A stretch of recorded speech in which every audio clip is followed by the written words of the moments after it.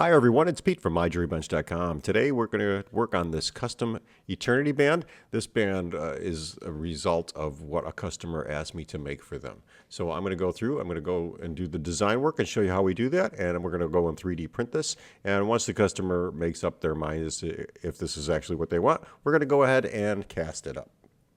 I've also expanded my websites to include this one, blendergems.com, which is a site where you can download jewelry-related 3D models for 3D printing and casting, as well as I'll be expanding into 3D gaming assets. So those will be coming soon if they're not already up there. Check it out when you get a chance.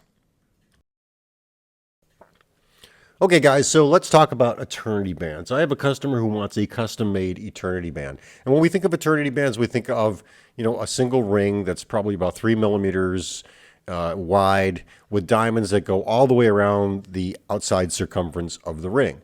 So to make one of those, we're going to do that quickly, and I'm going to show you how to do that. We're going to do this in a size 7. So first thing I'm going to do is I am going to add in a circle, shift a curve, and I'm going to come over to circle. We're going to size this up to a size 7, which is about 16.7 millimeters. I'm going to make this 8 millimeters, 16.8 by 0. And I'm going to rotate this on the x-axis so that we are RX90. And there is our circle. I'm going to come over to the circle properties right here, and I'm going to bump the resolution up to 24. Just makes more definition to our circle, especially when we convert it to a mesh. The next thing I need to do is to give this some dimension. So we're going to come over again to the geometry section of our curve properties, and I'm going to extrude this out. And here you can see the millimeters, and I'm going to make this 3.0 millimeters. And that works good right there. Now let's give this a solidify modifier so that we can make this a little bit bigger. So I'm going to look at this from the front. You can't see anything there because the circle is hidden. I'm going to come over and I'm going to add in a solidify modifier right like that, and there's the circumference. And remember to make it extrude in an outward position so that we keep the inside dimensions of our ring. We use a negative number, and I'm going to come over here and I'm just going to bump that up to about like that. And I'm kind of eyeballing this because I don't know the exact dimensions. That looks good to me about there. I think that's going to hold the diamonds real well. Now we get a little bit bigger. We can always work with it later. Just to give this a slightly better look, I'm going to shade flat just because I like to see the edges. Now let's talk about diamond placement. So we have to add in the diamonds. We know this is about 3 millimeters wide, so I'm going to use a 2 millimeter diamond with the add-on, the Jewelcraft add-on. If you don't have that, I'll put a link in the upper right corner of this video and you can go download it. Let's see here, Jewelcraft, and come over to Add Gems, and I'm going to add in a round stone. We're going to make that 2.0 millimeters, and I'll add that in right like that. Okay, that works pretty good, but what I want to do now is to get this to go all the way around the circumference of the ring, and if we look at this from the side view, yeah, it looks like it's going to work pretty well.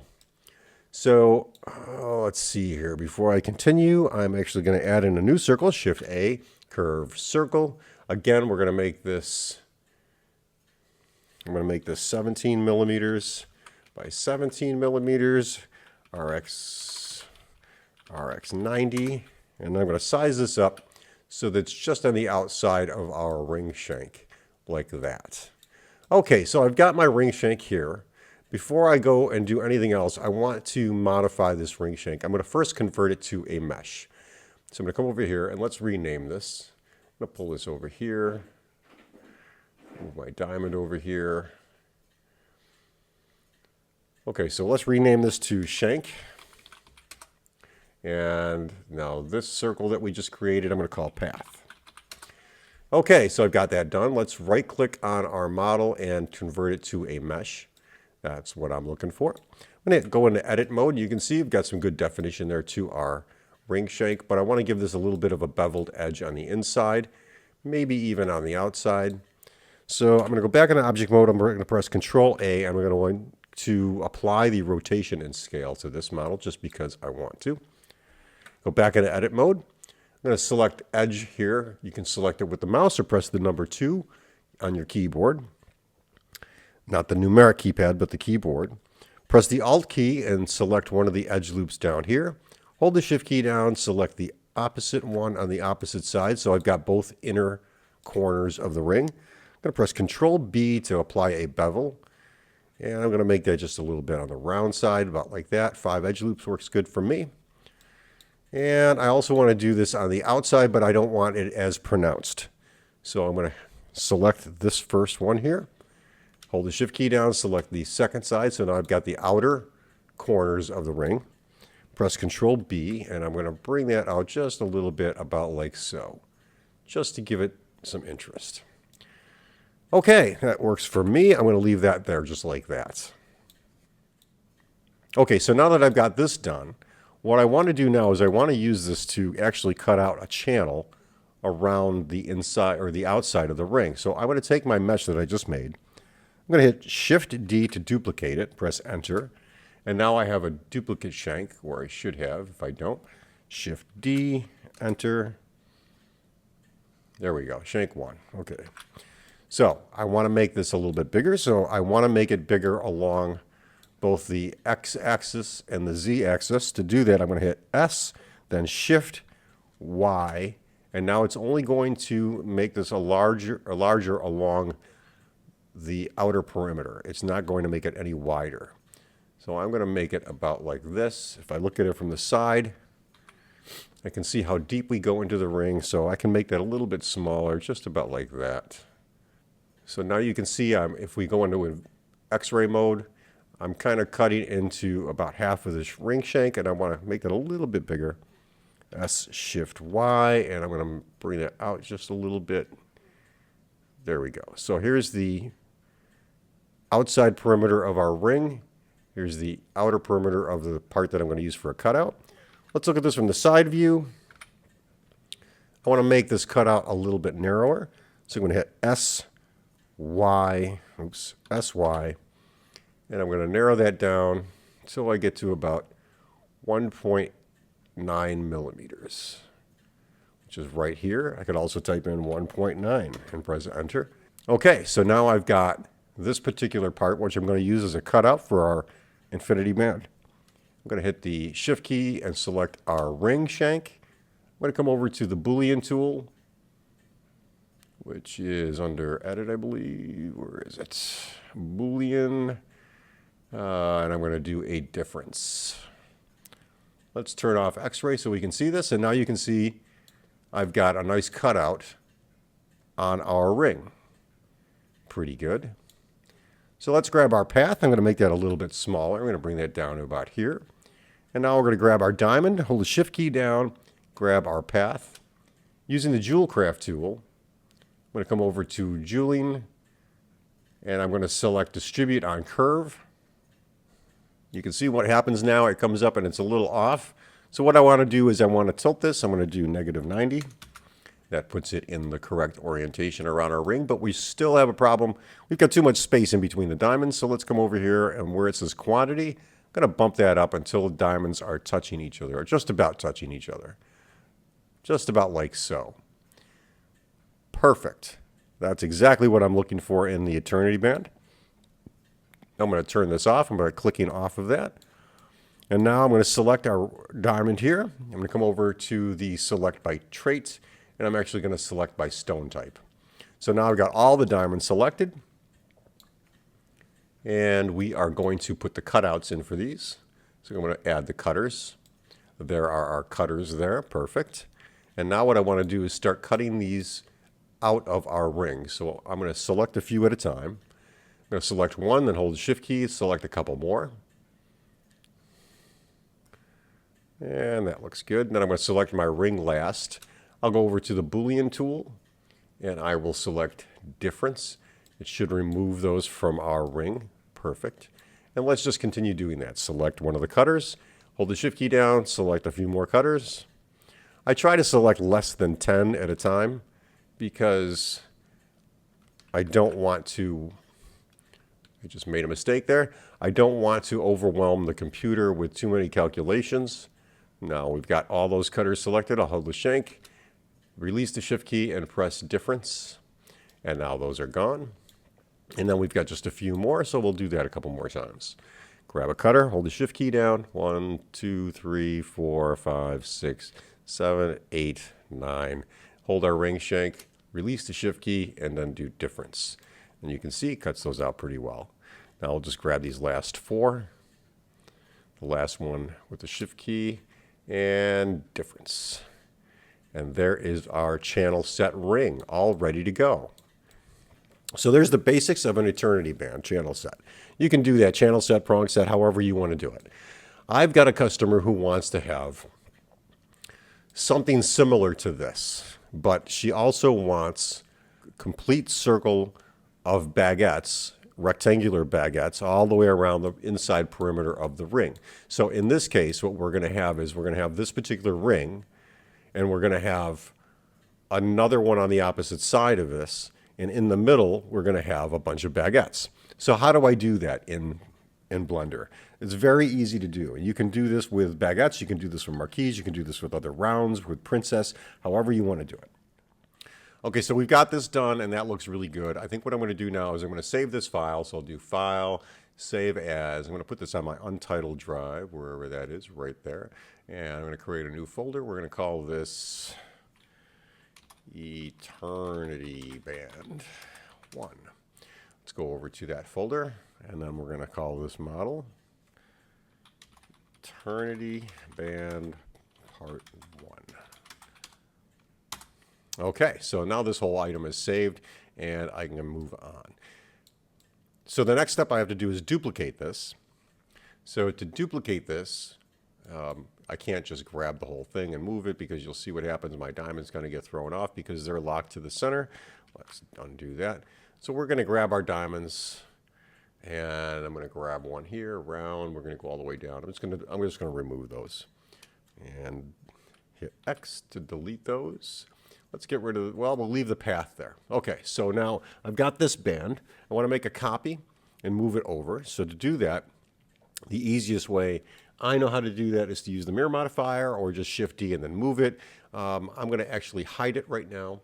So I'm going to hit H to hide this, and we're going to get rid of this diamond. That was a leftover. We don't need that. So now what we need to do is add in our baguettes. So we know our bands are approximately 3 millimeters wide. The customer wants a 12 millimeter wide eternity band. Her finger size is about a 6.5. That's why I'm making this about a size 7, because that gives me a half a size to work with. Wider bands will fit tighter on a finger, and it's just the way it is. So if we take a 12 millimeter band and we take 6 millimeters off of it, we're left with 6 millimeters. So that means we're going to use a 6 millimeter baguette, or something similar to a 6 millimeter baguette. So to do that, again, I'm going to go over to Jewel Craft. I'm going to come over here to Add Stone. I'm going to come and click on where the circle is. I'm going to select baguette. Okay, so now under size, I'm going to select 6 millimeter. Okay, now when you're adding in odd shaped stones with Jewel Craft, and you type in the size here, it references the longer side. So like a marquee might be a 5x3, and if you typed in 5 millimeters, you'd get a 5x3. If you typed in 3, you'd probably get like a 3x1.5. So we want a 6 millimeter baguette. I'm going to hit OK, and there is our baguettes. Now I want this to be along the perimeter of this particular band, and I don't know exactly how many I'm going to need. I could manually calculate it out, but the computer is a perfect tool to do this with. So I'm going to come over here with that selected. I'm going to hit the path button again. Okay, so with these two selected, I'm going to hit distribute onto curve, and you can see now Blender, Jewel Craft and Blender are using the same settings that we had. We had 30 round 2 millimeter diamonds. So we actually want to make these 6 millimeter, 6.0. And now you can see we've got way too many, so let's cut this number down. So we're going to cut this number down until we get the proper number. Oops, I'm going the wrong way. Let's move it this way. There we go. One more. Looks like we might be able to squeeze in 22 baguettes. I'm going to zoom in here. Maybe not. Let's try for 21. 21's good. They're not quite touching, but they're close. Now, we can go back and modify this if we have to, because we don't know if this is going to work well with our channel set band or our eternity band. So let's go, let's take a look at that. Let's bring this down, and I'm going to unhide our shank. Here's our shank now. What I want to do is just move this to the side, So I'm going to move this forward. And you can see now what's happened here is it's not quite meeting the size of our ring. We know this ring is good. These stones are a little awkward to fit in here. So I may say to the customer, instead of using a 6mm baguette, I might use a 5mm baguette just to get it a little smaller. And I think 11mm is not going to be too much of a difference for her. But let's see how well this works. So I'm going to select all of these by stone. I'm going to come over here and select the path. Hold the shift key down, select the path if I can find it. Yeah, zoom in right there. And then we're going to redistribute. Click that button. I'm going to bring this down to 5mm. Okay. And I might bring the number of stones up to 25. That looks good. Okay. And let's just change our offset. Let's bring these down in a little bit.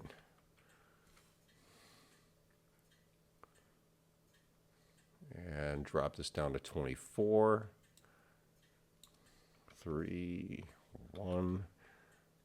And I still want that offset just a little bit more. About like this. That looks good because now that'll give me a channel to move this closer to. Just about like that. Where I can cut a channel into the outside perimeter of this particular ring and use that to hold all of these diamonds. That does not solve our problem because we still won't have a way to attach the two rings. So we're going to do that next. So to do that, I need to make a copy of this. So I'm going to select our channel set ring, hit Shift D, press Enter, and I'm going to move this over to the other side, just like so. And I'll bring that in so that it's like that. That works good for me. Now I need some kind of a bridge in between these rings. And these bridges have to hold the two rings together so that we could put the diamonds in those. To do that is very easy. What I'm going to do is basically start with a cylinder. So I'm going to hit Shift A, come over to Mesh, come down to Cylinder. I'm going to change this to 64 vertices and click off of that. Hit RX90. And then I am going to hit size. Let's come over here. We want to make this about 1mm. 1 by 1 by 1. And then I want to size it along the y-axis. So SY, and we're going to make that a little wider. And now I just want to see and do a test fit how well this fits between the two rings. And it looks like it fits pretty good. I'm going to go into X-ray mode so we can see. Yes, it's fitting good all the way around. I like that. Okay, so now what I want to do, I'm going to put that back in the center. I'm going to select that. I'm going to hold the Shift key down, select the path. And now I'm going to use the Jewel Craft tool to distribute this along a path. So just like we did before. And let's see, turn off X-ray mode. We've got a little mess up here. Let's do 0. And why did that get so big? Let's size this down. I'm not sure why Jewel Craft does that sometimes. And I'm just looking at that. I'm going to size this a little bit more. 1mm. Perfect. Okay. Now our offset is wrong, so let's adjust our offset. So I want to bring these in a little bit to the bottom of the ring, which is not working well there. Offset.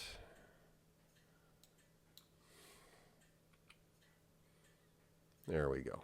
Use the size tool to bring that in. And with those selected, I'm going to redistribute. And I want to adjust the starting position and the ending position. About there. And then the ending position I want about there.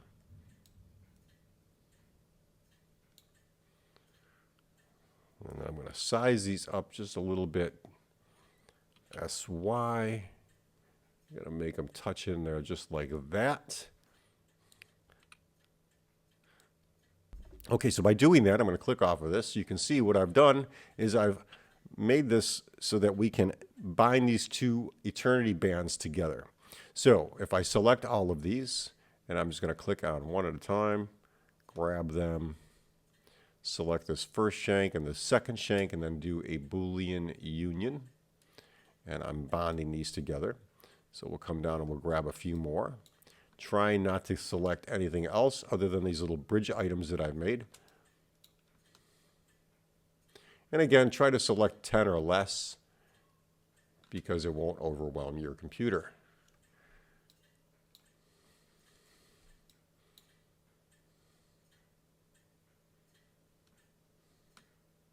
And we'll just keep selecting until we get a bunch more. There we go. And then union.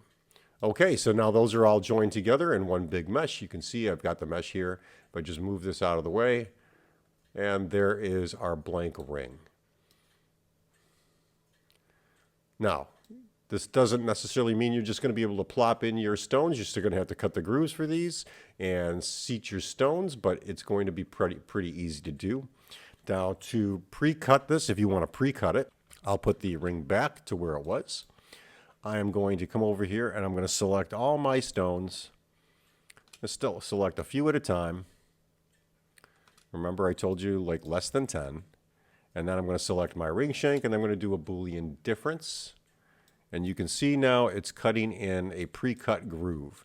Now this isn't going to make that much of a difference in your ring shank when you go ahead and do this, but I'm going to show you how we print this later so that you can see how it comes out on the printer.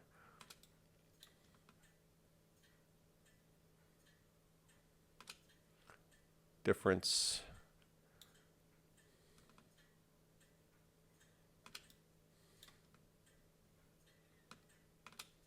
Difference. Okay, I'm going to get rid of my path. I'm going to hit Save As, File. And now that's saved. And if I go into tab mode or edit mode by pressing the tab key, we can see how our mesh looks and if there's any issues with that. So far so good. I'm not displeased with it. It's probably not the final version that I'm going to do for the customer, but at least gives you an idea how that's going to look. And I kind of like the way it's seated there. And to finish this up, I'm actually going to go throw this out as an STL and 3D print this. And depending on what printer you have, I'm using, I don't know if I'll print this with the E-Packs. I think I'll print this with the Frozen Micro Mini Mono 4K, whatever they want to call it. Let's grab our model, which we stuck in our Untitled, and then I had Eternity Band and Eternity Band STL. So we'll bring that in. You can see it comes in with no errors, which is really good. Now remember, because I'm using castable resin, there's going to be some shrinkage there, so I'm going to scale this up first things first. I'm going to make this 109. So I'm going to bring that up approximately 9%. Okay, so now what's the right way to print this? I don't know. It could be several different orientations. It's not a very thick print, but what I want to do is first things first, I'm going to rotate this. Actually, I'll make a duplicate of it. So we've got two copies, and I'm going to put one at 45 degrees. I'm going to put the other one at maybe, we'll try 25 degrees. That looks good. And let's move that over right about there. I'm going to select both of the models. So I'm going to select everything. I'm going to come over to my supports. And for this particular ring, I want to do a lot of light support. So I'm going to hit A or all. And I'm just going to double check and see where I'm going to get my errors for the supports, or what supports are going to cause me some major problems. Looks like this one right here. So let's grab our little removal tool. And that one doesn't look good. So I'm going to get rid of that. Press the delete key. And this one could give me a hard time right there. So I'm going to hit the delete key again. Let's zoom into the bottom. All these ones on the inside, they're going to be, some of them are going to be needed. We're going to have to do a little cleanup on this particular band. But like this, That's going to be a problem. This is going to be a problem. This is going to be a problem. So we're going to have to come up with a different way of handling that. It's kind of tough because those are some overhangs. And I think we can get away with it. It looks like we're going to get much luckier on our 25-degree rotation than we are on the 45. So I think I've only got this one to deal with. So if I bring that, let's go and hit add one, and we're going to add it right there. So we get some support there. I'm going to add it to the outside there. I don't like any of my supports to be on the inside because the inside corners are harder to clean up. Now I'm using the free version of Sheet 2 Box. I am going to do this again with the professional version. I've got the professional version, and I'm going to do a review on that probably next week, so stay tuned for that one. And I'll be covering a lot more than just jewelry printing on your 3D printer with Sheet 2 Box. I'll be covering other models like sculptures, useful things, all kinds of stuff like that. So I'm going to save this out and slice it. Let's give this a quick slice. I think I've got this already set up for my Frozen Micro Mini Mono 4K. And once that's done, I'm going to save this file out. And we will save it on our desktop. And I will print that later, and we'll be back. We'll take a look at that. Okay, guys, so after we did the design, now we've gone out to our 3D printer, and I've printed these on two different printers, both monochrome. One is a 4K, one is a 2K. Anti-aliasing was turned down to 2. This was left on 4 or 8, I think. And if we look with the light supports, we actually printed pretty well. I did change some of the support settings so that we didn't get a lot of supports printing on the inside of my prints. And if we compare them, you can see they did come out pretty good. So that worked good. Now this was the 20-degree print, or 25-degree, and this was the 45-degree print. So let's take a look at the two prints here. Okay, so here's the two 45-degree prints, and if we take and compare these, they look pretty close to the same as the others. Now these would cast pretty well, I think, and I would be right on the money to say that should be able to set the stones in there. If we take a quick gander at the inset. Okay, so if we go in here and we look, we can see that we do have some of the marks where I put the indentation or did the cutout for the baguettes, which came out really good. And there are some marks here, some cutouts, very faint on the round diamonds. But when I grab my burr and I go to make these cuts a little bit more pronounced to get this diamond set in there, we'll be pretty good. We'll be able to get those in there. So all in all, I'd say these rings came out pretty well. I'm pretty pleased with the prints. And if we just start getting a little fuzz on here from my room with all the dog hair. I'm just gonna pull these off.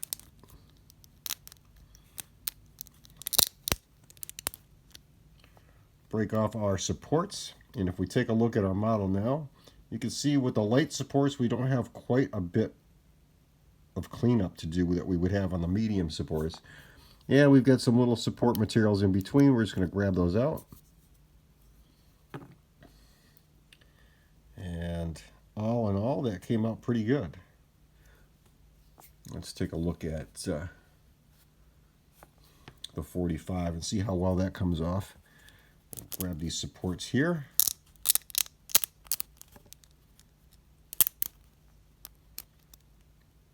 And you can see on the 45-degree print, I'm going to have a little bit more cleanup to do on the bottom where we had a lot of supports, as well as the side here. So again, this is the 45-degree and this is the 20-degree. And I think the 20-degree gave us a little bit less cleanup to do, and the print came out really good. Okay, if you like this video, please give it a thumbs up, share, and subscribe if you're not a subscriber. And if you want to see more content like that, please leave a message in the comment section below. Thanks for watching, guys, and have a great day.